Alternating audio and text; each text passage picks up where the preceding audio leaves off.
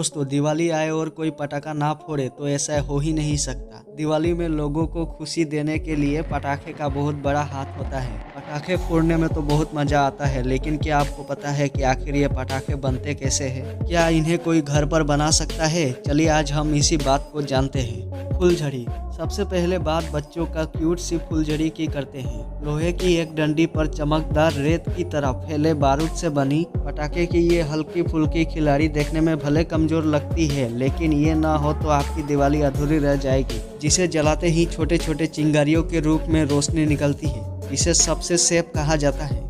जिसे बनाने के लिए सबसे पहले तांबे का पतली पतली स्टिक को इस तरह की लकड़ी के साँचे में रखा जाता है, जिसके बाद उसे दूसरे लकड़ी के डंडे से कस दिया जाता है। इसी तरह से जब बहुत सारे स्टिक लकड़ी में फंसा देते हैं, तब शुरू होता है इनमें बारूदी टोपी पहनाने का काम। फुलझड़ी में बारूद लगाने के लिए इस पूरे साँचे को उल्टा करके कुछ इस तरह से बारूद के पेस्ट में डुबा दिया जाता है। इसके बाद इन्हें वापस निकाल कर सुखाया जाता है। फिर इन्हें दोबारा इसी पेस्ट में डुबा दिया जाता है ताकि इनके ऊपर एक बारूद की मोटी परत चढ़ जाए। जिसके बाद इनको फिर सुखाकर इन्हें मेकअप करके चमकदार दिखने के लिए मैग्नीशियम की पाउडर लगा देते हैं। फिर कुछ समय बाद ये पूरी तरह से रेडी हो जाती है और इन्हें इकट्ठा कर डिब्बे में भरकर आप तक पहुंचाने के लिए भेज दिया जाता है।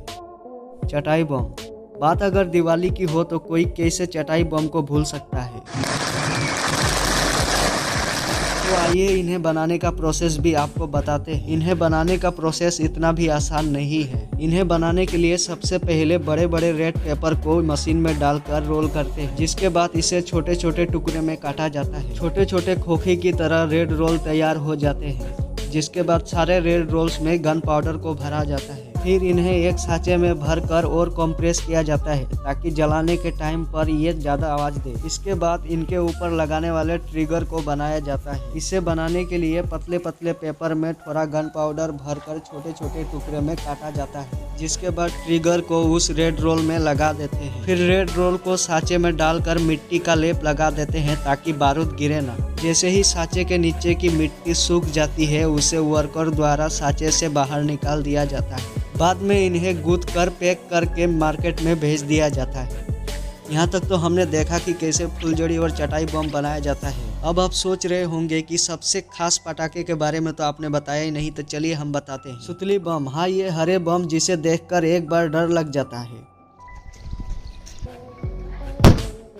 जिसे जलाने का जो आनंद है वाकई मजेदार है। एक खतरनाक आवाज के साथ दिल को धक से लगाने वाले ये पटाखे दिवाली में चार चांद लगाने में सबसे जरूरी है। इन्हें बनाने का प्रोसेस जानने के लिए चलिए चलते हैं फैक्ट्री में। सुतली बम बनाने के लिए सबसे पहले कार्ड बॉक्स में गन पाउडर यानी बारूद को भर दिया जाता है, जिसके बाद सुतली से कस के बांधा जाता है ताकि फटने के समय जोर से आवाज करे। सुतली लपेटने के बाद इन्हें कलर करके सुखाने के लिए रख दिया जाता है, जिसके बाद इन्हें छेद करके ट्रिगर को डालकर स्टिकर चिपका कर आप तक भेज दिया जाता है।